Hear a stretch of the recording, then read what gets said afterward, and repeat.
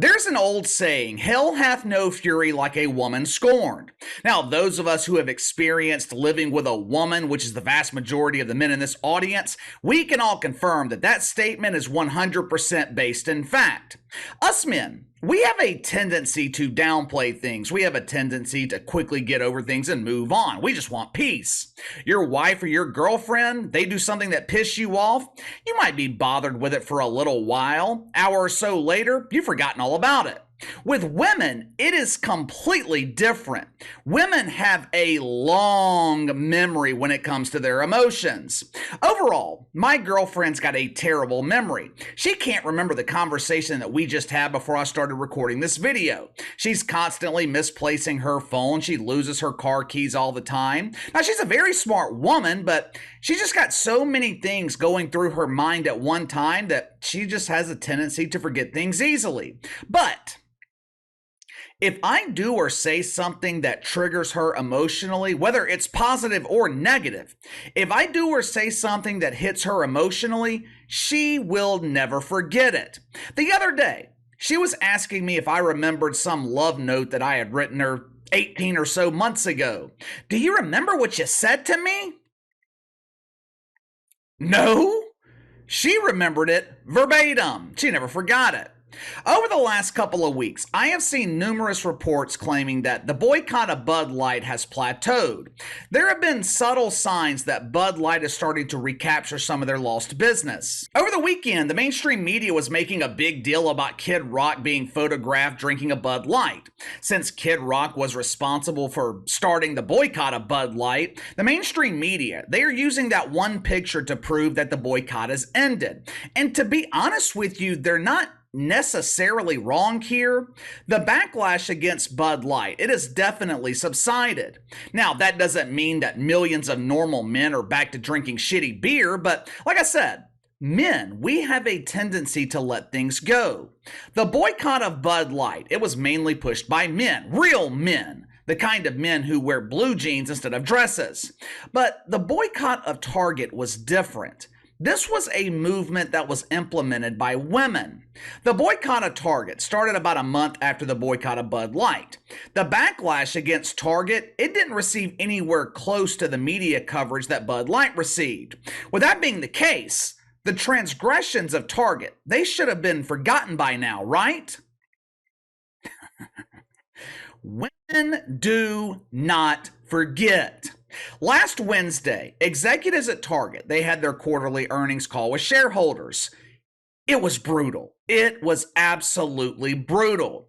I think it's pretty safe to assume that Target shareholders, they're not very happy. Ever since Target rededicated themselves to the wiener back in May, the stock price has declined by almost 25%. In the span of 3 months, shares of Target went from $160 a share to $124. Their market value has declined by almost $20 billion. Sales in the second quarter down 5.4%, revenue down 5%. Now, to their credit, and this is something that we did not see publicly with Bud Light. I mean, their doofus CEO, Brendan Whitworth, he buried his head in the ass of some unknown birthing person, pretending like nothing was wrong.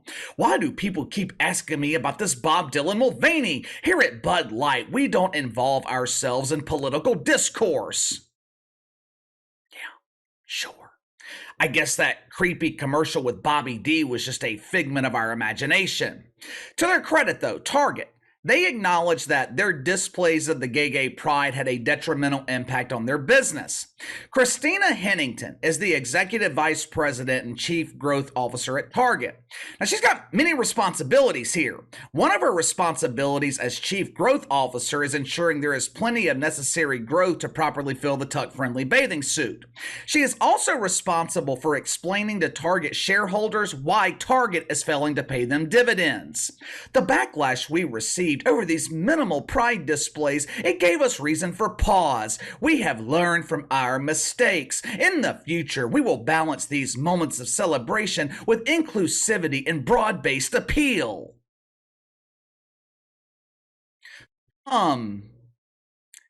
It sounds to me like you haven't learned a damn thing.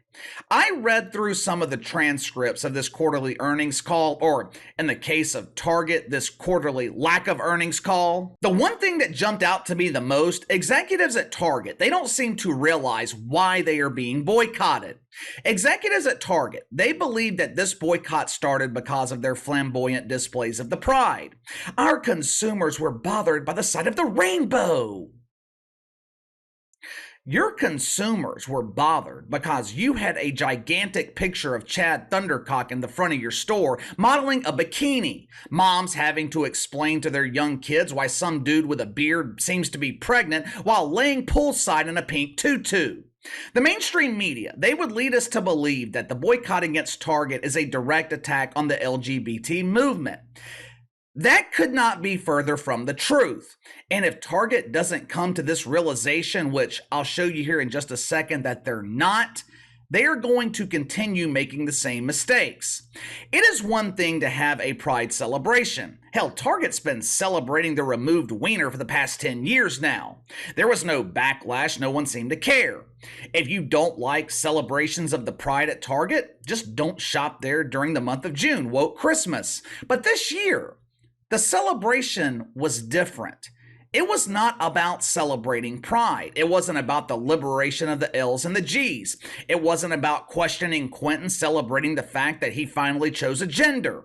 The pride displays and celebrations at Target, they were not celebrating the LGBT community. Target was actively trying to indoctrinate children. They set up displays in the front of their store with tuck-friendly bathing suits designed for kids. They had books designed to brainwash children. The reason Mama boycotted Target had nothing to do with the LGBT. The reason Mama boycotted Target is because they were coming for the minds of her children. But Target doesn't seem to understand. According to another official statement, we are moving forward with our commitment to the LGBTQIA, and we can't forget about those plus identifiers. Target will not only celebrate Pride Month, we want to celebrate Pride throughout the year.